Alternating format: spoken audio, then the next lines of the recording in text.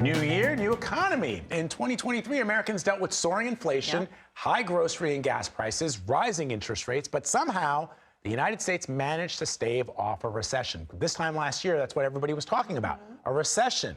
All right, so what's in store for 2024? Joining us now to discuss is Javier David. He's the managing editor for business and markets at Axios and a CBS News contributor. My brother, Happy New Year, first of all. Happy New Year to you. Good to see you. All right, so inflation was a huge concern, as you know, in 2023. We did not see a recession. A lot of people were predicting that we might potentially see one in 2023. Didn't materialize. So what can we think about when it comes to inflation? Yeah, so the funny thing about 2024 is there's nothing entirely new under the sun. Most of this year's themes are continuation of what we saw last year. They're all interconnected. Inflation, Fed policy and the response, jobs market, recession fears. So the thing here that everyone needs to keep in mind is inflation has been tamed. The preferred gauge that the Fed watches is floating around the central bank's kind of target of 2%. But the risks are still there. And that's particularly because consumers have continued to open their wallets and add to their credit card debt. And what that means is demand remains stimulated, and it's really only a deep economic downturn that can change that. So the Fed doesn't want to cut unless they're convinced prices are going to stay sort of consistently in the range that they wanted to for an extended period. But the paradox is that everyone expects the Fed to cut, but they're only going to do so unless conditions turn recessionary, which currently they are not.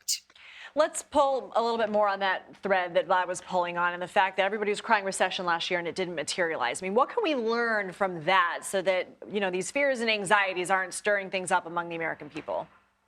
Yeah, I mean, we should all sort of thank our lucky stars that the American people continue to spend because our economy is 2/3 consumer spending. And to the extent that people continue to do that, that's what's driving the strength. That's what's keeping the jobs market afloat. That's what's keeping companies from mass layoffs.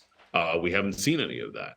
So all of the experts kind of like, you know, it's weird because we're entering 2024, much like we entered 2023. Everyone was fearful of recession. People think that a recession will happen, but all recessions aren't created equal. Like we could see a downturn, but it doesn't have to be severe. We don't have to see a repeat of 2020 or 2008, which were pretty extreme out of the completely like black swan events that really created really tough economic conditions. So we could see a softening without a collapse in economic activity.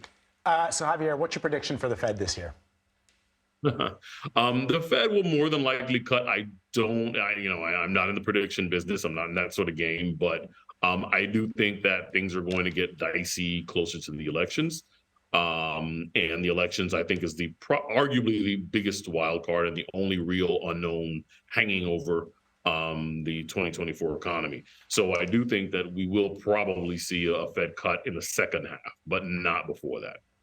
I'm sorry to cut you off there. For the people who are listening at home who maybe have been holding off on getting that new car, maybe they're renting, they finally want to buy that home. I mean, what is it looking like for them? We're seeing a thawing in those particular indicators. Like housing prices are starting to normalize, but they're still pretty high. Mortgage rates, in particular, have come off substantially. We were threatening 8-9% at one point last year, and now we're closer to 6%. And that's a good thing. So that's going to start, and that already has started to bring people in off of the sidelines who've been waiting. And all of the interest rates that we watch have also started to tick down, not nearly as much as people would arguably like, but it is happening. So let's talk about the job market. I mean, the job market has been strong. You say consumers are still spending. What do you think is set to happen in 2024? Yeah, I mean, it's sort of 6 of one, half a dozen on the other. The market has been pretty tight. The jobs market is starting to loosen. We're seeing people claim unemployment at a higher rate, but it's not consistent with what you would consider mass layoffs. The jobless rate's still right below 4%. That's not even remotely recessionary. Open positions have fallen substantially, but there's still at least one open job for everyone who wants one. So that will likely remain. COVID really sort of shifted the jobs dynamics in ways that we still are kind of coming to grips with. So in a lot of ways, we're still benefiting from that, the COVID, effect. A lot of people left the workforce. They haven't entirely come back en masse, but it created new positions. And there is a job out there for everyone who wants one, at least for right now. It's good news. All right, Javier David, thank you very much. Thank you. Happy New Year.